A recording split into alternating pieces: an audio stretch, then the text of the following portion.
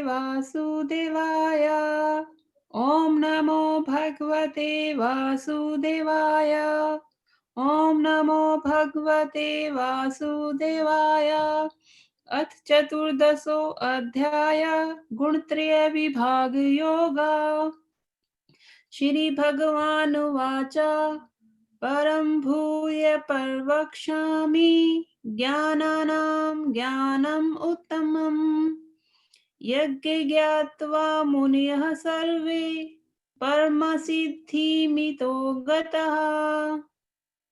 The Supreme Personality of Godhead said, "Again, I shall declare to you this supreme wisdom, the best of all knowledge, knowing which all the sages have attained the supreme perfection." Text 2.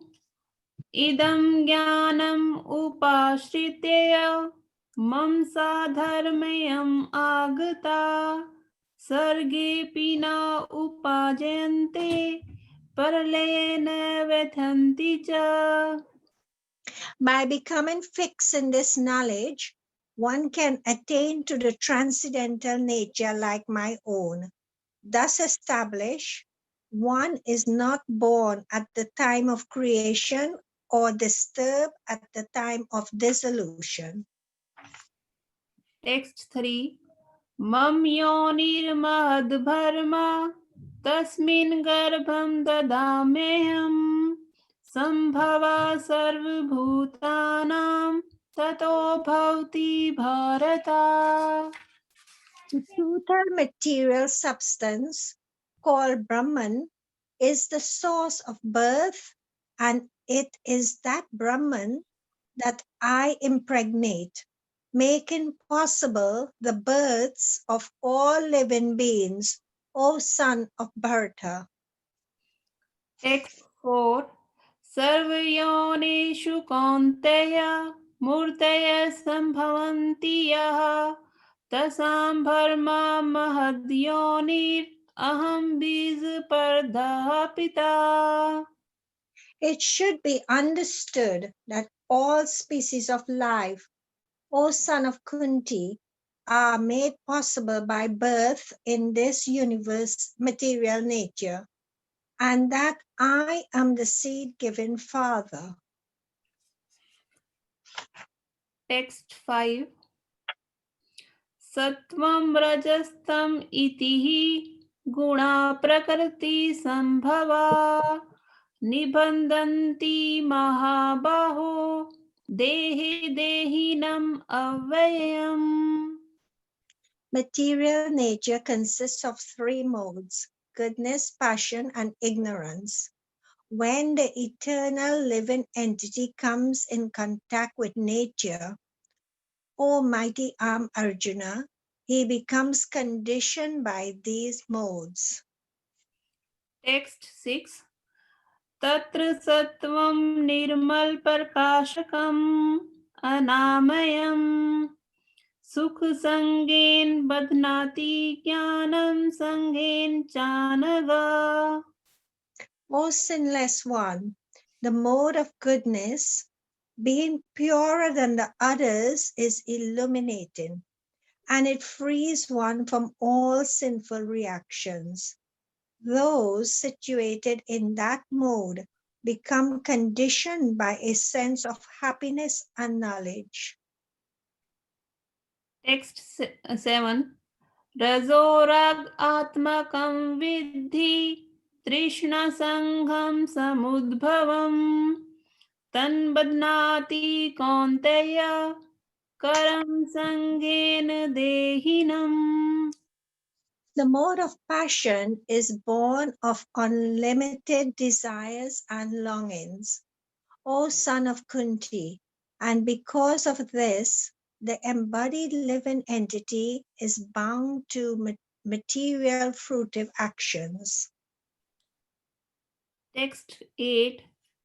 तमस्तवं ज्ञानजं विद्धि मोहनं सर्वदेहिनाम परमाद आलस्य निद्राभीश तन्निबध्नान्ति भारता. O son of Bharata, know that the mode of darkness born of ignorance is the delusion of all embodied living entities. The results of this mode are madness, indolence, and sleep, which bind a conditioned soul. Text 9.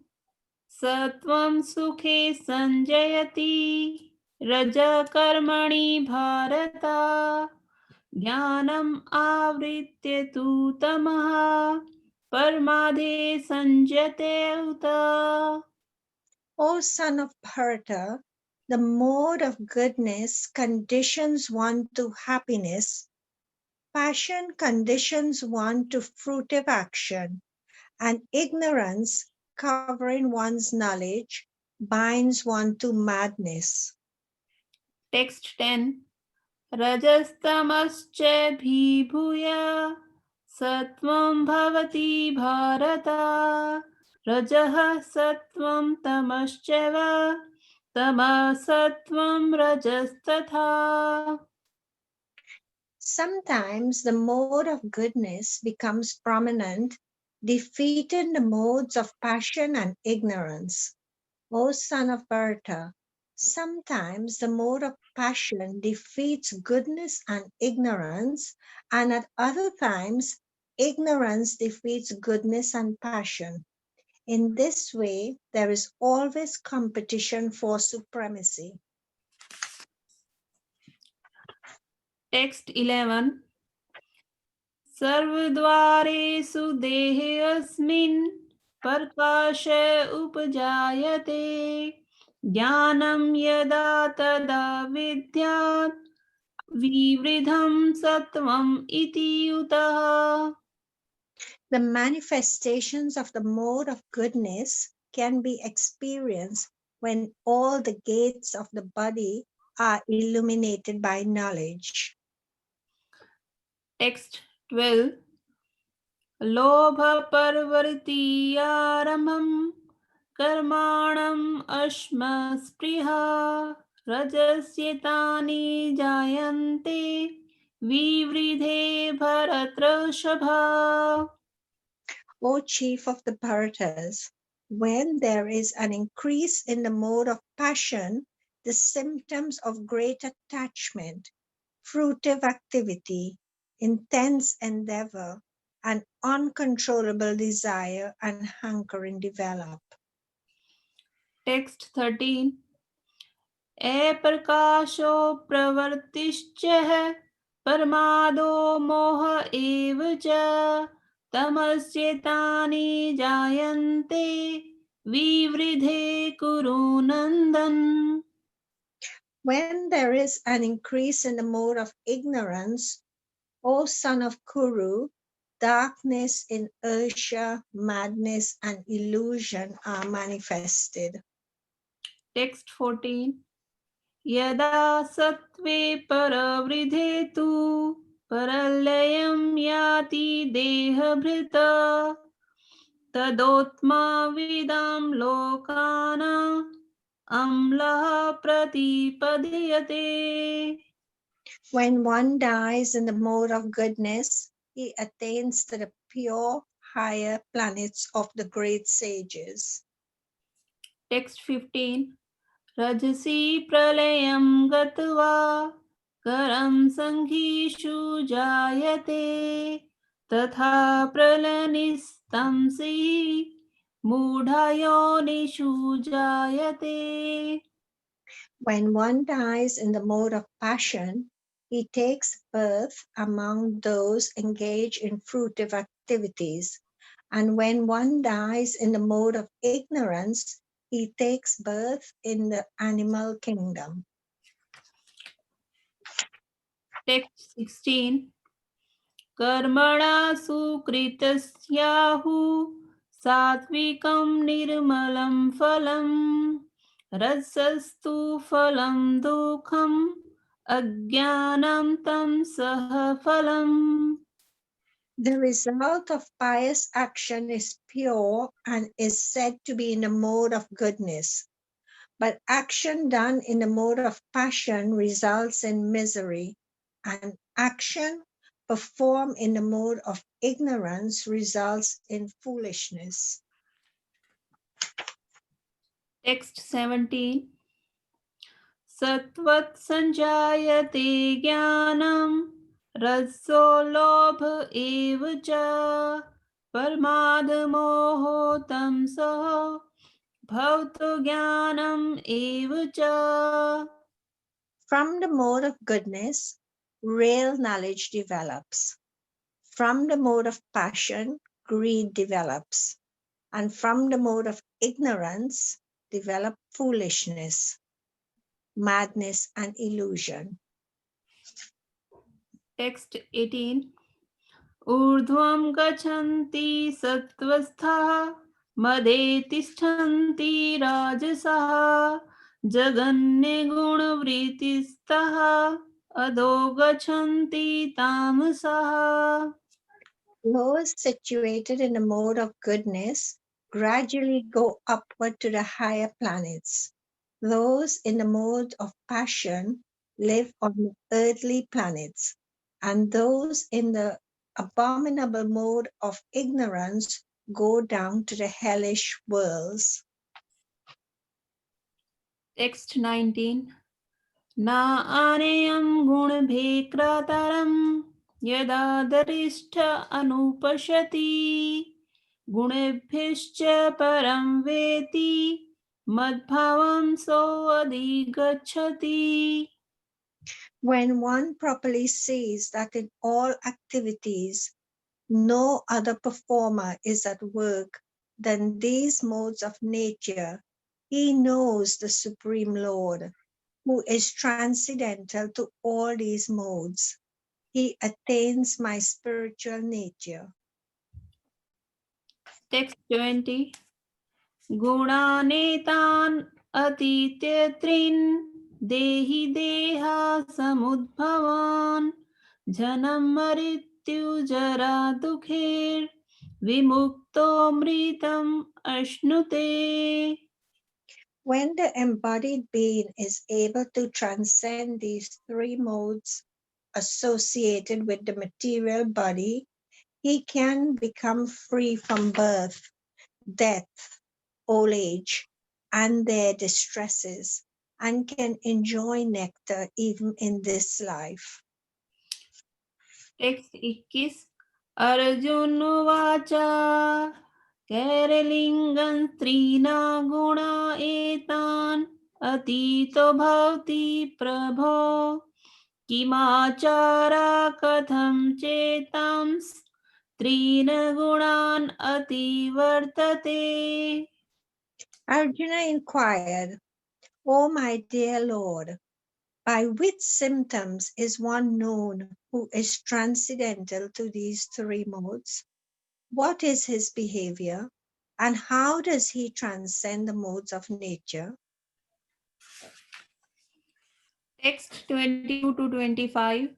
Shri Bhagavan Uvacha Parkasham cha pravartim cha mohomev cha pandava na dveshti sampravritani na nirvitani kankshati उदासीनो गुणर्यो न च गुणर्यो न विचालयते गुणाव्रन्तत् इत एवं योऽवतिष्ठति नङ्ग्यते समदुःख सुख स्वस्था समलोष्टां कंचन तुल्यप्रिया प्रियो धीरस् तुल्यनिन्दात्मसंस्तुति मान अपमानयोस्तुल्यस्तुल्यो मित्र अरिपक्षयो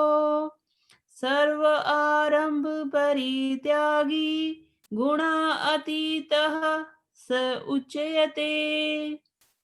The Supreme Personality of Godhead said, O son of Pandu, he who does not hate illumination, attachment, and delusion when they are present, or long for them when they disappear, who is unwavering and undisturbed through all these reactions of the material qualities, remaining neutral and transcendental, knowing that the modes alone are active, who is situated in the self and regards alike happiness and distress, who looks upon a lump of earth, a stone, and a piece of gold with an equal eye, who is equal toward the desirable and the undesirable, who is steady, situated equally well in praise and blame,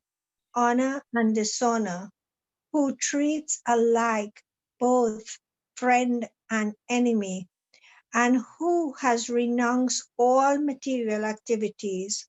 Such a person is said to have transcended the modes of nature. Text 20. Mam chayo vyabhichareण bhakti yogin sevate se gunan samityetan bharma bhuyaya kalpate. One who engages in full devotional service, unfailing in all circumstances, at once transcends the modes of material nature and thus comes to the level of Brahman. Text 27. Bharmano hi pratishtha aham amritshaya avashchache शाश्वतस्य च धर्मस्य सुक्षये कान्तिकस्य च. Om. And I am the basis of the impersonal Brahman, which is immortal, imperishable, and eternal, and is the constitutional position of ultimate happiness. Om Tat Sat iti Shrimad Bhagavat गीतासु उपनिषत्सु ब्रह्मविद्यायां योगशास्त्रे श्रीकृष्ण अर्जुन संवादे गुणत्रय विभाग योगानां चतुर्दशो अध्याय. हरे कृष्णा हरे कृष्णा हरे Krishna.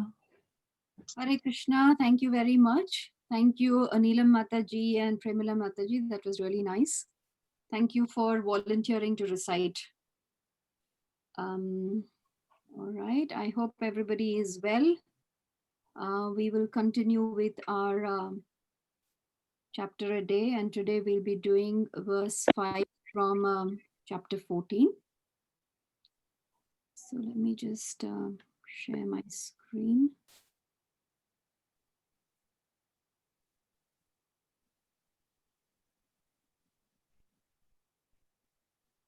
Everybody can see this?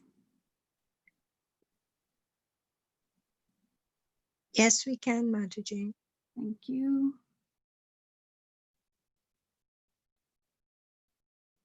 Okay, before we start, let me just recite our prayers in 1 minute before I start.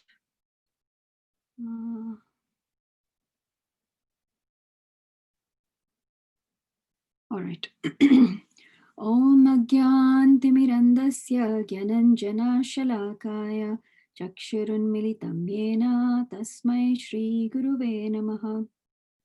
Hey Krishna Karuna Sindhu Dinabandhu Jagatpate Gopesha Gopika Kanta Radha Kanta Namostate Tapta Kanchana Gaurangi Radhe Vrindavaneshwari Vrishabhanu Sute Devi Pranamami Hari Priye Vanchakalpatirubhascha Kripa Sindhu Bhaivacha Patitanam Pavanebhyo Vaishnavebhyo Namo Namaha.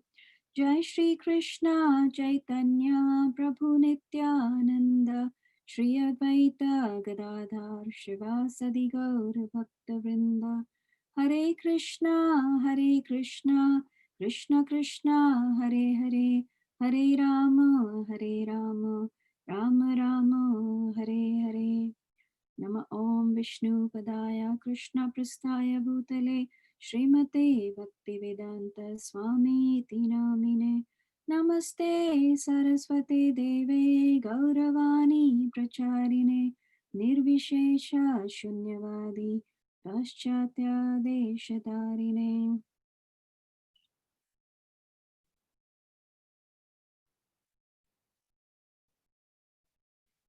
Okay, thank you all of you for joining. So we'll start with our okay. Verse 5, chapter 14, verse 5. Sattvam rajastama iti gunah prakriti sambhavaha nibadnanti mahabaho dehe dehinam avyayam. Translation and purport by Srila Prabhupada. Srila Prabhupada ki jai. Material nature consists of three modes: goodness, passion, and ignorance. When the eternal living entity comes in contact with nature, O mighty armed Arjuna, he becomes conditioned by these modes. I'll read the purport because it is really small. The living entity, because he is transcendental, has nothing to do with this material nature. Still, because he has become conditioned by the material world, he is acting under the spell of the three modes of material nature. Because living entities have different kinds of bodies in terms of the different aspects of nature, they are induced to act according to that nature. This is the cause of the varieties of happiness and distress. I just wanted everybody to focus on one of the Sanskrit words here, which is the nibadnanti. Because this word you will notice that it will come in many of the verses. Because this is the word which is talking about how the living entities get conditioned when they come into this material nature. Anyways, let us continue. So, first of all, this really is one very, very important chapter, and all the chapters in Bhagavad Gita are important. But right at the beginning, Krishna is saying that if one who understands this chapter, the knowledge from this chapter, will achieve liberation. So it's very important that we understand this chapter, and this particular verse, we'll try and focus on this particular verse. So in this verse, Krishna is describing the nature of the material world, right? Because he's speaking to Arjuna and he's telling him that when the eternal living entity comes in contact with nature, O mighty armed Arjuna, he becomes conditioned by these modes. So then the question is, why should we take Krishna's word for it?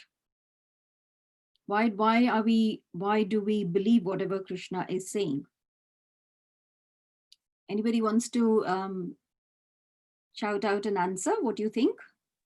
Hare Krishna, Madhu Kumari. Yes, Krishna is above the modes of material nature. He's transcendental and he's supreme personality of Godhead. So he knows us in and out. So he has the right and knowledge to give us this instruction. That's what I understand. Correct. Wonderful. So the thing is that he is the manufacturer of this material world. So he is the authority. He knows everything because he is the maker. He is the one who has created this material world. So like, Prabhupada also gives different analogies, and like the analogy that you could use is that if I am using, let's say, an Apple iWatch, I would not expect a grocer to tell me how the watch works, right? I will go to the manufacturers who have made the watch in order to find out how it works. So likewise, because Krishna is the creator of this material world, he is the manufacturer, so he is the authority. And in so many places in the Bhagavad Gita, Krishna is talking about this. Like in this verse, where he says, Maya dakshena prakriti suete sa characharam hetunanena kaunteya jagat vipari vartate. So he's saying over here that this material nature, which is one of my energies, is working under my direction, right? So in so many places, Krishna actually in the Bhagavad Gita is giving us this information that everything emanates from him. He says that aham sarvasya prabhavo mata sarvam pravartate, right? In the previous verse 14.4 also, which you did yesterday. So I'm sure all of you will remember this, where he says, Aham Bija Pratapita. So he is the seed giving father. So he is the source of everything. And that is why when he is explaining to us what is happening in this material world, what is happening to the living entities, we will take Krishna's authority for it. That's the first thing. Okay, so that is well established, that whatever Krishna is speaking in the Bhagavad Gita, we will take it as he speaks because he is the authority. And that is what Prabhupada, that is one of the reasons why Prabhupada said he called the Bhagavad Gita as it is. He did not give any of his own interpretations. It was as Krishna was speaking, and we must take it for as Krishna is speaking. Right. Now, what I'm trying to do here is explain this verse, that how the living entity is coming under the influence of the material nature. Okay, so as we all have studied so many times, that the living entity is the eternal soul. He is transcendental and he has nothing to do with this material nature. The soul is Satchitanand. The soul is eternal, full of knowledge and blissful, right? But because we decided to use our minute independence, because we decided that we want to enjoy independently to Krishna, and because we rejected Krishna, so that is why we have come to this material world. Now, many times this question is asked, that why did Krishna create this material world? Because it is a place of miseries. So why did this happen? Now, our acharyas explain, and Prabhupada has explained in a few of his lectures, that the father will advise the child not to do something that is wrong. Let us take a very mundane example, that you could tell your children that smoking is not good for health, and you may reiterate that statement a number of times. But if the child decides that I still want to do it, then eventually the father can do nothing, and he will be like, okay, you're doing it, you will suffer for it, but what can I do about it? And same way, Krishna does not want to interfere in our minute independence. So we persisted, we constantly wanted to be independent of him. And that is why Krishna said that, okay, if that's what you want, obviously, I mean, the sanction is always given, but it's Krishna does not ever want to force anything. So that is why, the sanction is given, and then based on our desire and our karma, and then the soul enters into this material world. Now, it's so important to understand that because the soul is eternal, and its constitutional position is to be a servitor of Krishna. So when he enters this temporary material world full of illusion, obviously he cannot be in his true identity. And we have discussed this before when we use the analogy that when an actor is on stage, unless he completely absorbs himself in that character, he will not be able to enact his role. So same way, when we have left the eternal world, our spiritual world, our eternal constitutional position, and we have come to this material world, we take on a false identity, a false ego, right? Now, based on whatever identity that we take on, now the identity is taken on based on what my past karmas have been and what is the will of the Supreme Lord. It is a combination of both. So based on that, then this soul, which is now covered by the false ego, is given the gross and material bodies. So try and understand this, that when we see that the sun is covered by the clouds, nothing can affect the sun. The sun is still there in all its glory, but it is covered by the clouds. The same way, this eternal soul, which actually cannot be affected by anything, for some time it is covered by this false ego, and then covered, it is engaged in this material body. So I've just taken a few verses and purports from Prabhupada's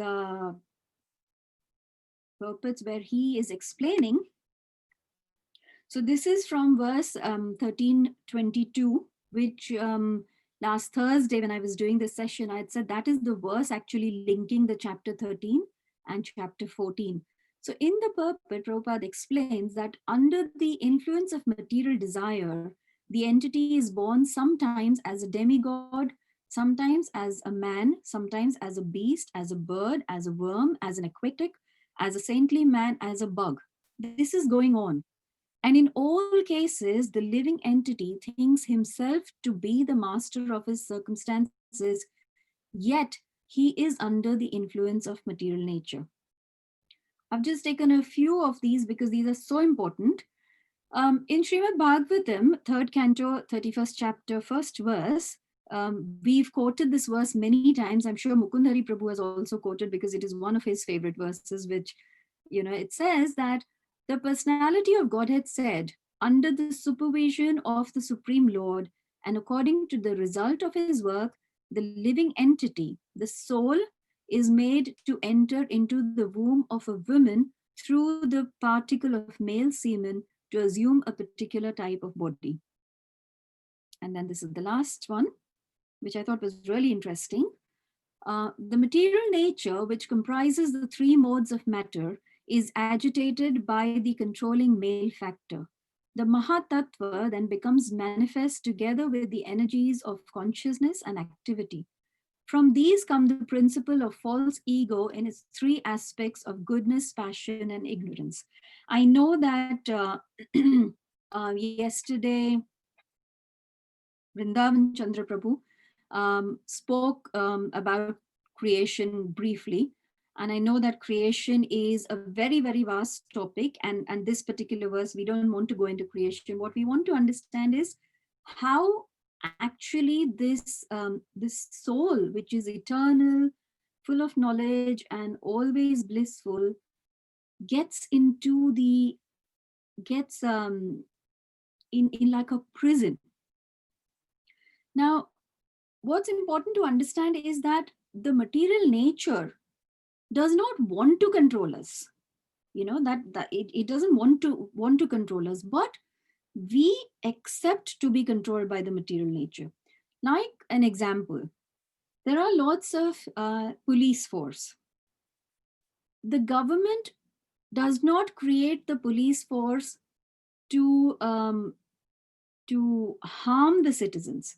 The police force is there in order to help us, right? But if we become criminals, then that same police force will take us and put us in the prison. Same way, the material nature, we are in this prison of this material nature. And what is the offense that we have created?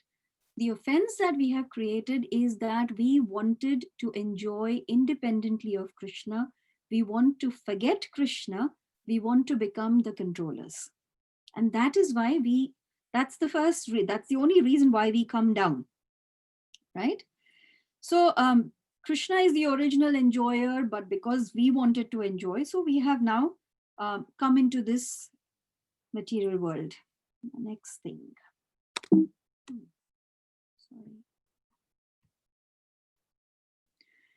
Once we come into the material world, then we are controlled by the combinations of the three modes of material nature. Now, we already know what the three modes of material nature are. It is the mode of goodness, passion, and ignorance. And in verse 3.27, which is quite a famous verse, says Prakriti Kriyamanani Gune Karmani Sarvasha Ahankara Vimudatma Karta Aham Iti Manyate. The spirit soul is bewildered, I can't see for a minute, by the influence of false ego, thinks himself the doer of activities that are in actuality carried out by the three modes of material nature. So in the purport for this verse, Prabhupada very nicely explains that the activities that a materialist person and a spiritualist would probably be doing the same activities, but the spiritual person understands and realizes that he is not the doer actually. He is just a puppet, and the strings are in the hands of the material nature, but the material nature is controlled by the Lord, right? So Prabhupada explains, and our acharyas explain, that these three modes of material nature, the goodness, passion, and ignorance, don't act independently. There may be some cases where, it's only the mode of goodness or only the mode of passion, but normally that does not happen. And it's explained that they act in combination with each other. And there are so many combinations that can work. So it's like the three ropes. These three modes are also called gunas, and they are depicted by the ropes of goodness, passion, and ignorance. And at every time, every moment in our life, like puppets on a string, we are being controlled by these three ropes. And it is explained that whether these ropes are made of, just yarns, or whether they are made of, iron chains, or whether they are made of gold chains, at the end of the day, they are chains which keep us tied to this material world. And we are constantly controlled by these, the modes of material nature.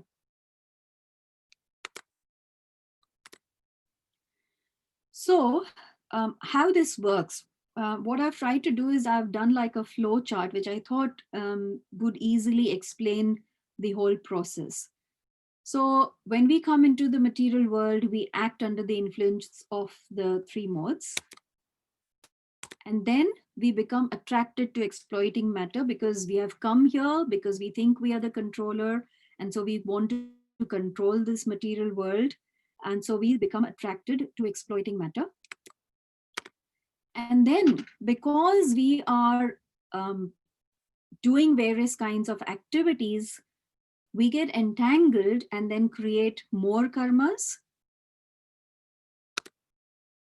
Once we create karmas, then based on what karmas we have done, we come back again as one in 8,400,000 species of life. So this cycle continues constantly, right? And Bhagavad Gita is teaching us, Krishna through Arjuna is telling us how we can break out of this constant cycle, because this is where we are entangled. Even if we are doing activities under the influence of the mode of goodness, we are creating good karmas. And in order to bear the results of these good karmas, we will have to then come back again. It is not that just by doing sinful activities you will be caught in this cycle, in this vicious cycle of birth and death. Even by doing pious activities, you will still be caught in this, right? So then what do we do? How do we get out of this? And in the Srimad Bhagavatam, Prahlad Maharaj gives this very, very wonderful answer. So I'm sure everybody knows who Prahlad Maharaj is. Prahlad Maharaj is the son of Hiranyakashipu.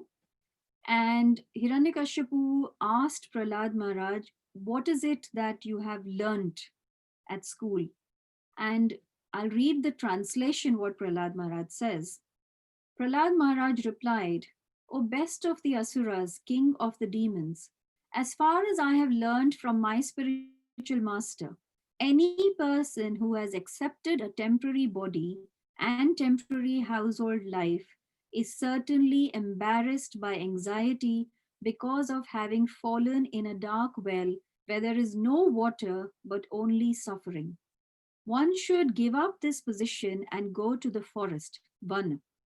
More clearly, one should go to Vrindavan where only Krishna consciousness is prevalent and should thus take shelter of the Supreme Personality of Godhead. So it's very clearly, sorry, just give me 1 second.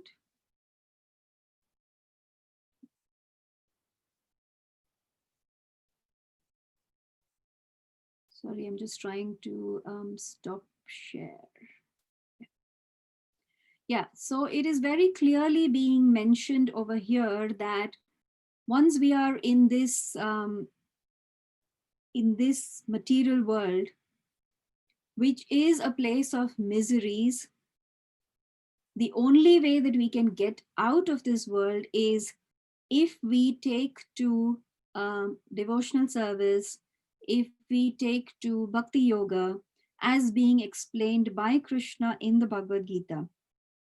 In fact, this material world is called Kuntha. Kuntha means a place of anxieties. And that is why we want to go to Vaikuntha. Vaikuntha means where there is no anxiety.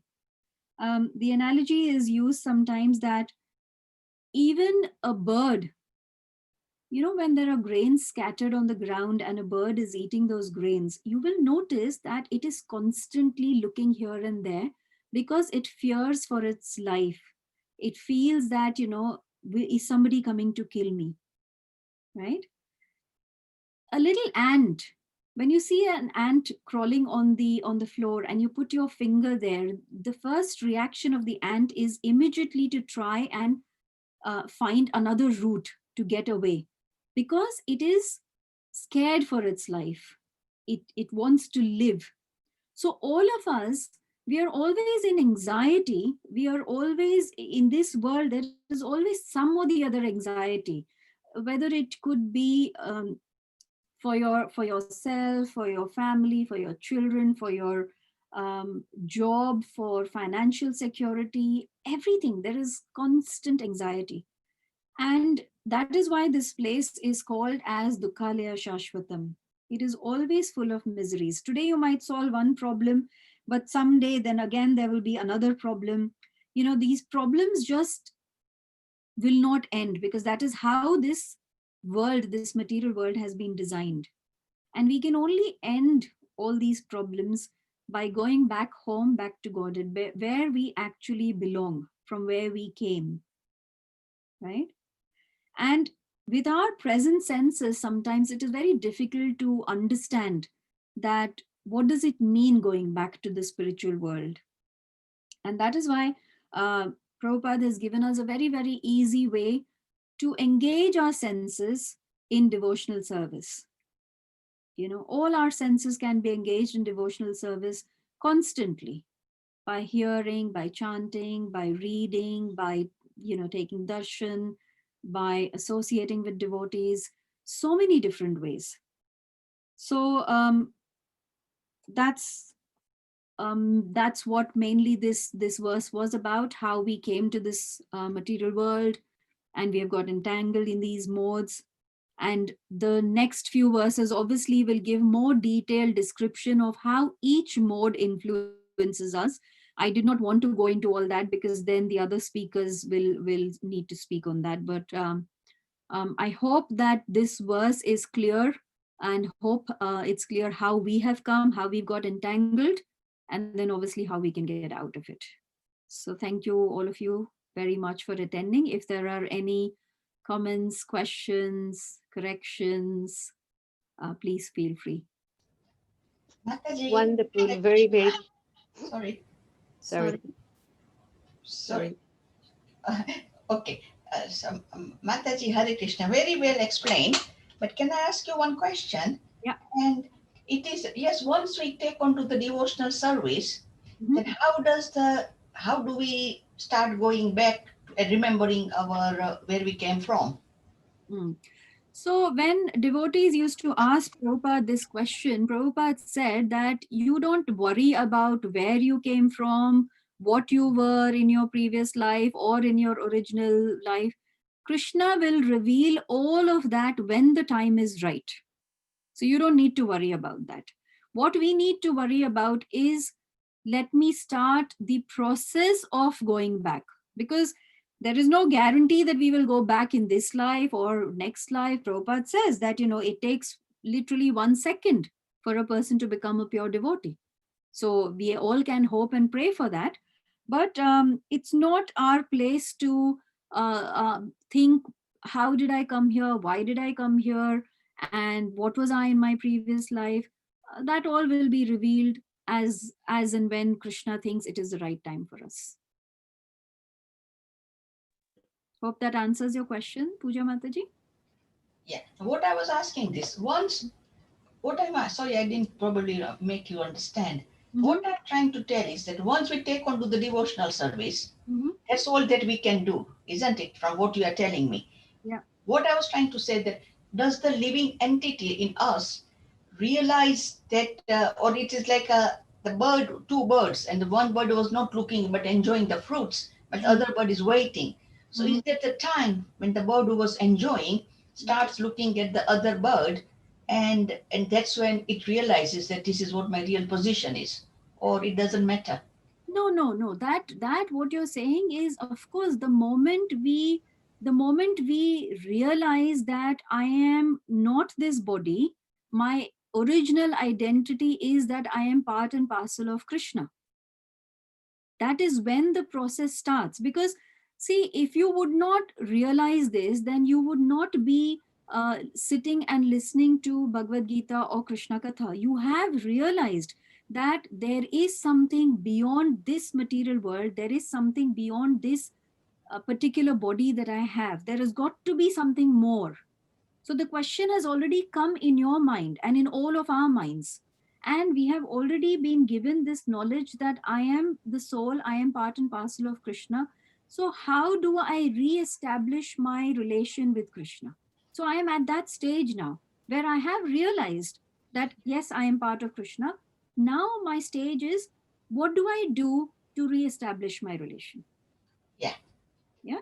Thank you, Mataji. Thank I you. think to achieve the liberation, we need to transcend all the three gunas. Is that right? That's right, Bhagavati Mataji. It says that when you are on the mode of goodness, then you can transcend. So that is the highest step. But the point is that you don't want to stay on that high step. That's like a leverage. That's like a push that you have to give yourself, but you have to transcend it. And it's not very easy, but that is what is expected, that we have to transcend all the three modes, come to the transcendental position where we start, it's easy to talk about that, Right. yes, I am the servant of Krishna, but to constantly 24/7 remember it and behave in that way, that's important. So we need to detach from Prakriti. Yes. And attach ourselves to 100%. Krishna. 100%. And detachment is, some people may think that, but we've got responsibilities, duties, but nobody says that you don't fulfill any of your responsibilities. Very true. You can fulfill all of them still being detached, because what you realize is that whatever I am doing is for Krishna. That's it. The fruits, Krishna, yeah. That's it. Yeah, that's it. Thank you. Wonderful. Amazing class. Thank you. Thank you, Mataji. Yeah, I agree. It's wonderful, very purifying. Thank you. Yeah, this Bhagavad Gita is, because it's transcendental, whenever we hear and try to concentrate our mind, just hearing, actually we get purified, and you get the clarity. If anything comes in between, because if the modes start working on you and you just suddenly hear Bhagavad Gita, hear Krishna's word, it just suddenly just lift the veil, and you just feel so enlightened. It's so wonderful. So right. It's so true, Palika Mataji. In fact, Tuesdays I'm always at the manor for service from 4 to 6:45. And today it so happened that just in the morning at 10 o'clock, I was asked, could you please give the class this evening? And I was thinking how Krishna arranges everything, because I am never free on a Tuesday because I'm always at the manor. I'm And happy just you're this here. week, no, just this week I said, I was a bit exhausted. So I said, I just need to take some time off. And then, but when I was preparing for this class, and there was so much that one could speak about, but obviously I have to keep it like, time factor and, simple, but it is so amazing that I may have read Bhagavad Gita earlier and, but it's every time you read it, it's almost always like, something new that you learn. So I thoroughly enjoy preparing for the classes, honestly. It was very, very elevating for me today. Thank you. You have cleared a lot of doubts from my mind, and you put me into a better position. I'm so grateful. You're just very kind. You're just very, very kind. All No, you are Vaishnavas are wonderful. kind. Thank you. Thank you. Thank you. Any other comments, questions? Hare Krishna, Mataji. Hare Hare Krishna, Krishna. Mataji. Hare Krishna. So I was reading Canto 4 today, where Shiva, even exalted personality like Lord Shiva, gets agitated and angry because of what Daksha is doing to him. And then Shiva says that even at his stage, he got trapped in that mode of, Yes. I suppose, anger is ignorance, isn't it, or passion. Yes. And the only instruction Shiva is giving, Lord Shiva is giving, is that the only way of getting out of that anger was to focus on the Lord's lotus feet and to surrender to the Lord's lotus feet. And then he could compose himself, and he says, now I can get back to my elevated level. But I'm just thinking how difficult it is to get out of these modes, isn't it? Very, very, very difficult, Hema Mataji. So difficult. Imagine a great personality like Lord Shiva. Of course, that is all to, pastimes in the Srimad Bhagavatam to teach us lessons. Yes. But imagine a Mahajan, Lord Shiva is a Mahajan. So for us, the only, see, for us, I think as Vaishnavas, we never give up hope. And our only hope is Prabhupada. Prabhupada, he promised, Prabhupada has promised all of us that, I will be with you. I will be with you. So that's all that we can pray for. And Prabhupada also said that if you follow my instructions, then I promise you that I will kick away all the obstacles from your path of spiritual development. But he did say that if you follow all my instructions. So yeah, that's our hope. We have to. Can I ask one more question, Mataji? Sorry. Yes, so if the soul is Sachidanand, and when the soul is within Mahavishnu, I'm assuming, before we come down, then what, and there are no modes there, there are no three modes there, how then do we get influenced with the ego to come down? Why do we get influenced there? So no, the thing is what it starts with, how it started was that when we were, and this is again, like I'm just talking about from my understanding, and I could be completely wrong, but my understanding is that when we are within the body and whatever else as souls, as individual souls, at that time we have the desire to enjoy independently. Now, one thing what is very important to understand, Hema Mataji, is that this creation is happening constantly. So at the time that we are in Mahavishnu's body, for all you know, as souls, these souls who are in that body have probably had a previous journey, because like I said, we're all on this journey, right? And in our previous journey, what kind of karmas we may have performed? You see, so which is why when I did that flow chart, that kind of gives a rough idea, not a very, because like I said, creation is such a vast topic. When we were studying this in Bhakti Vaibhav, I'm sure Palika Mataji will agree that there were so many complications and questions. And our instructor also said that sometimes it's not easy to get your head around what came first. Did this come and this come, or this come? You just don't understand. But what is important to understand is that for us, with our limited understanding, most important is that everything is going to be based on our karma and on the desire of the Supreme Lord.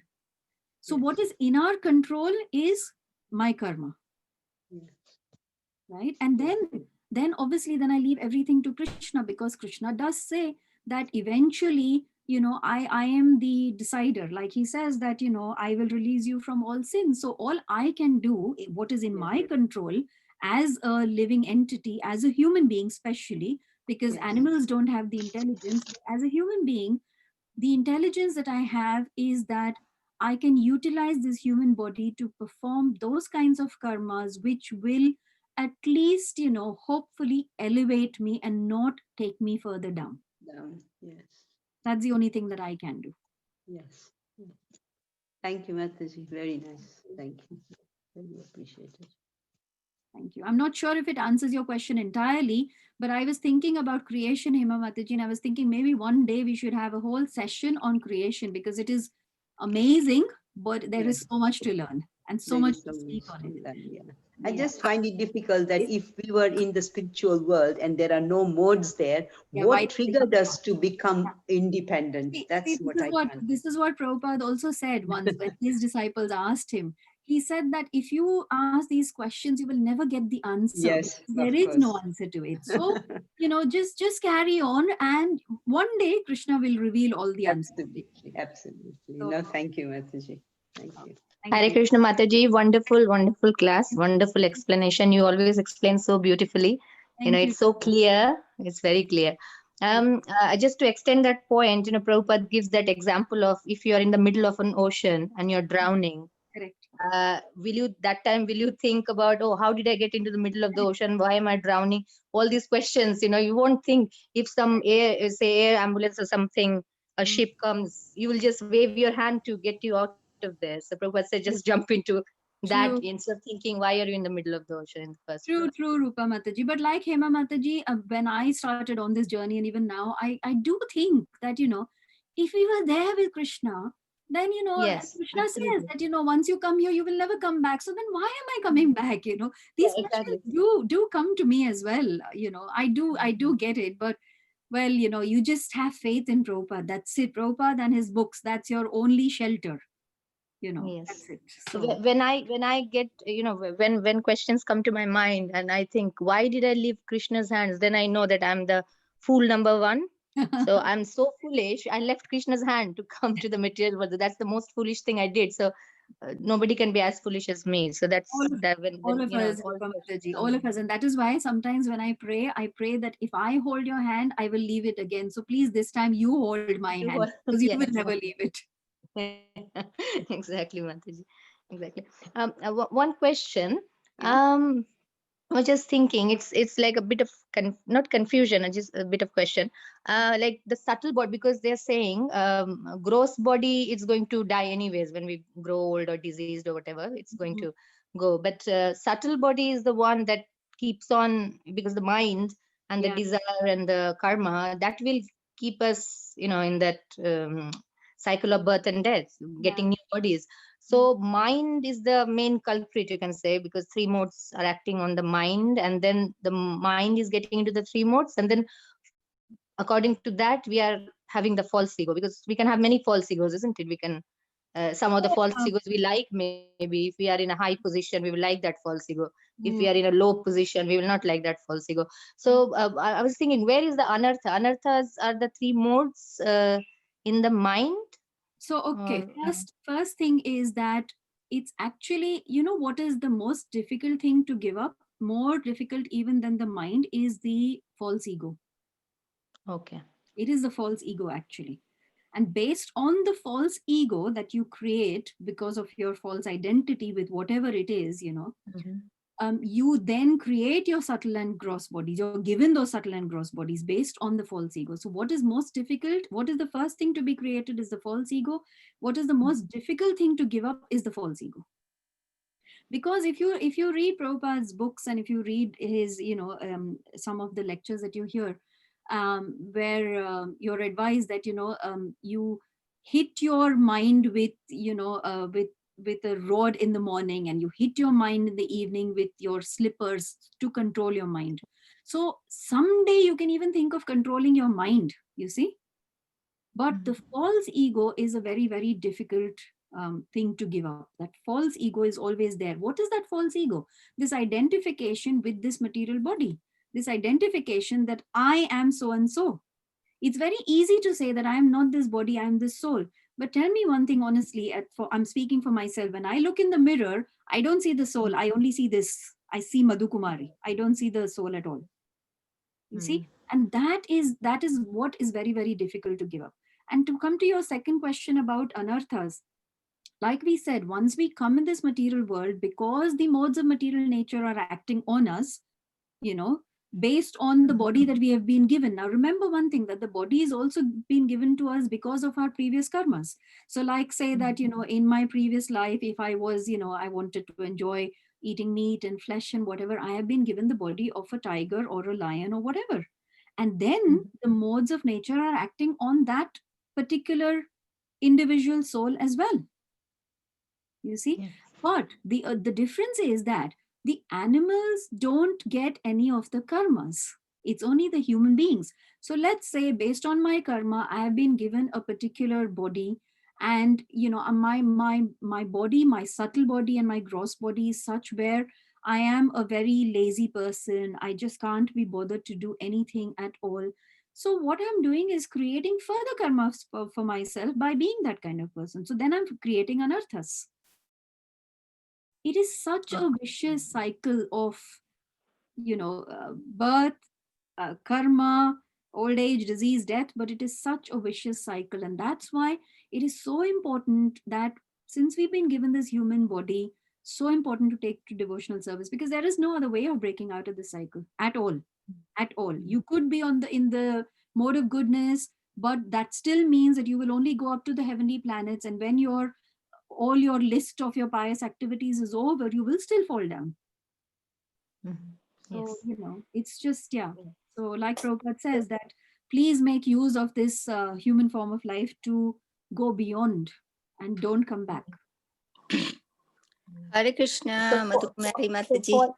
Hare Krishna, Krishna So Vani false ego is the, because of the false ego we have got this body. So real ego is when I'm thinking I'm an eternal servitor of Krishna. Correct. I'm an eternal, Correct. That is to always kind of think I'm an eternal servant of Krishna. I'm an eternal servant. Absolutely. I am the soul, part and parcel of Krishna, and my only constitutional nature is to be the servant of Krishna. That is my real ego.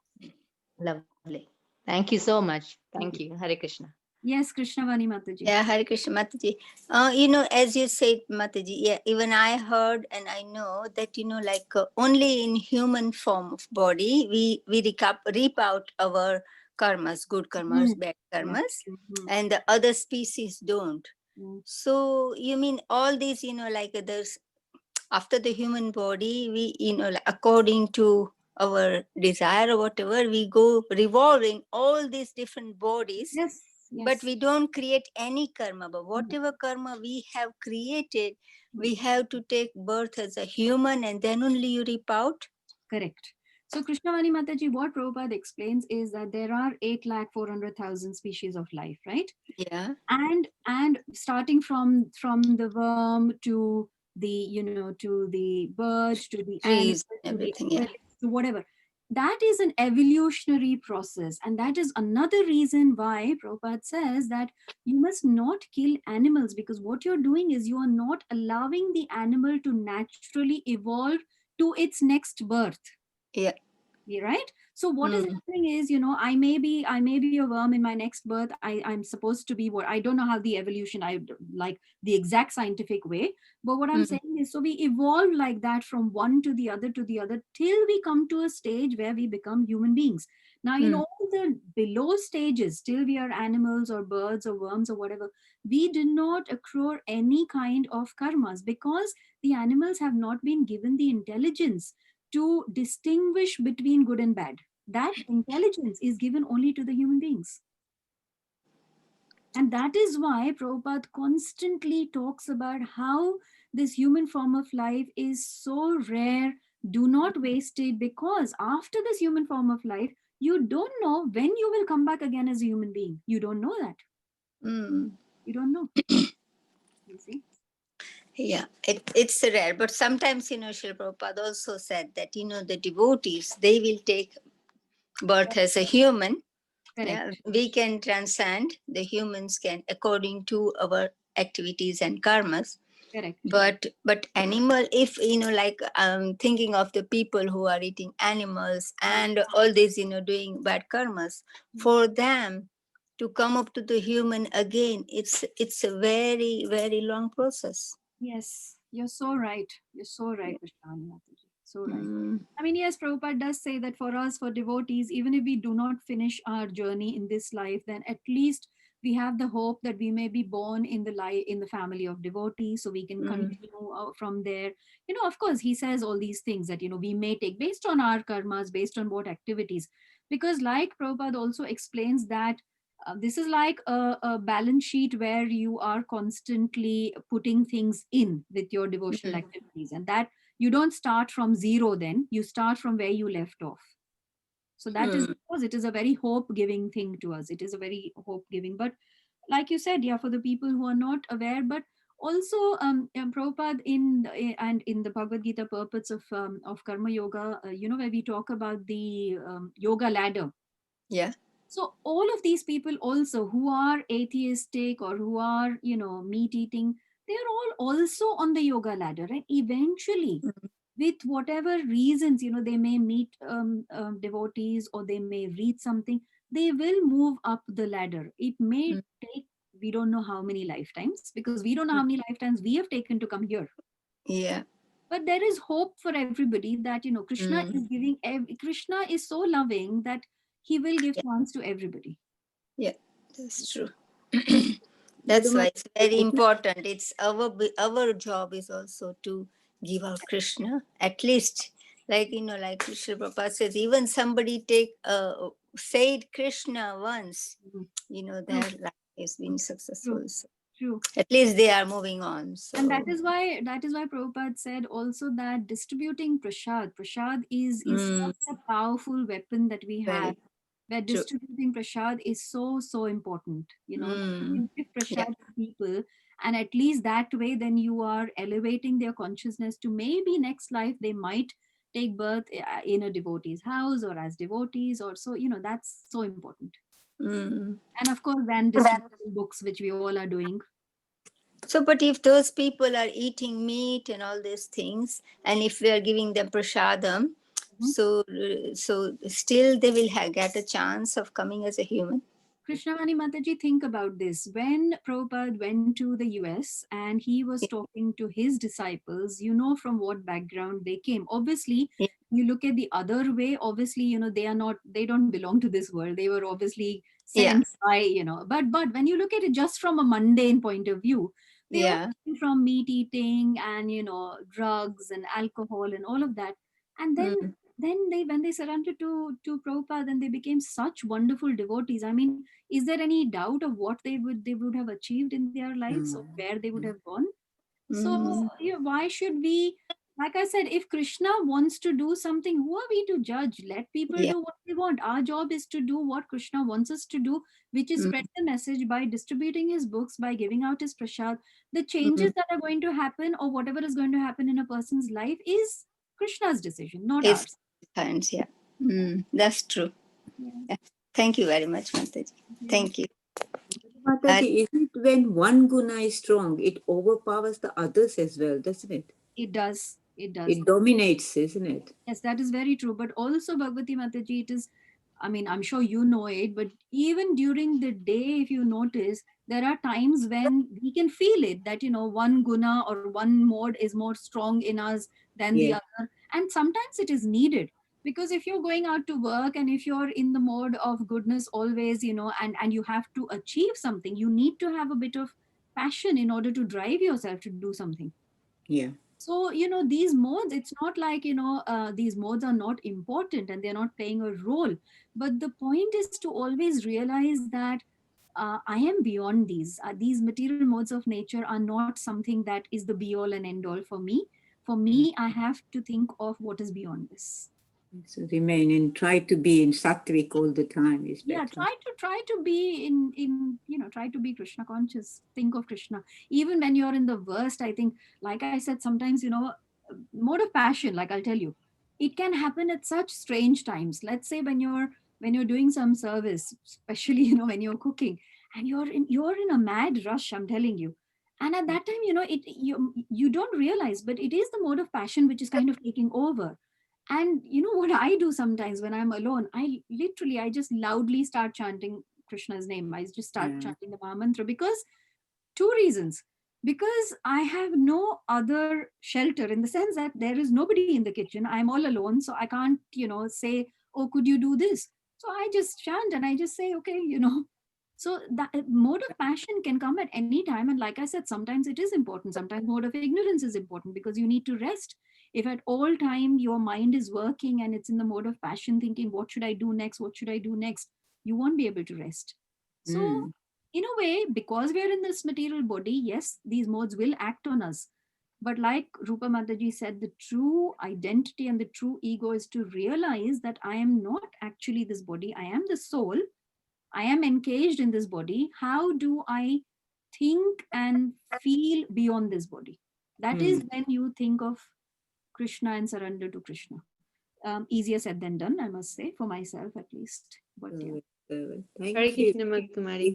I was listening to Navadip Chandra Prabhu's class because I had recorded, and he was talking about Ajamil, how he chanted, and he said, some people, when we go out for Hari Hari Nam, and some people say, may criticize, oh, Hare Krishna, why don't you get a job? Actually, by saying that, actually they're collecting pious, Shikriti. And eventually one day, suddenly say, oh, Hare Krishna, I heard this, and that will elevate. Yeah. Ajamila's story is like that, Yeah. We didn't know. There was one more pastime about once, I think, I don't know whether it was during Prabhupada's time, but it was during a Rath Yatra in one of the cities in the US. And one of the persons totally against this, he was not happy about seeing all this Rath Yatra and all, but he had something in his hand and he was swinging it like that. And he was, he was kind of criticizing, what are you doing? And like that. But that swinging, it was almost like, giving pleasure to Lord Jagannath. And they say that eventually he became a devotee. So you just never know how Krishna works his magic. You just never know. Yes, absolutely. This whole Krishna consciousness is just amazing. Yes. Only by Srila Prabhupada's mercy, otherwise he wouldn't be here. Of course. We're very fortunate. And all our Guru Maharajas who have taken on from where. Yes. Yeah. Absolutely. Is it time to ask one more question, Mataji? I mean, if you want to, I can see it is 9 o'clock, and if devotees want to leave, they are, please, I don't want to hold anybody back. But yes, Puja Mataji, you're welcome to ask. Now, I'm pretty clear, but I just want to clarify. The honors that we have created is only in this human life, isn't it? Yeah. So the karmas that we get is only in human life. That is correct. And that's what he said, that we are covered with all the honors, and we need to clarify it. So we may have been thousands of years back, or we don't know. We may have been through this stage before, isn't it? True. Human life again and down and again and up and down. Yeah. Very true. Very true. Okay. Thank you, Mataji. Okay. Like they say, like it's said sometimes, that this lifetime of ours, if you draw like like how children draw a line on the page, a straight line on the page, this lifetime is like a pin dot on that line. Okay. But that whole line covers probably your entire span of the millions and millions of lifetimes. Yeah. Yeah. Very well. Excellent. Thank you, Mataji. Thank you. Thank you, Mataji. Hare Krishna. Thank you. Thank you. Thank you. Thank you, everybody. Thank you for participating. Hare Krishna.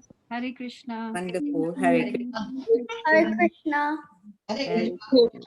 Hare Krishna. Hare Krishna. Thank you. Hare Krishna. Krishna.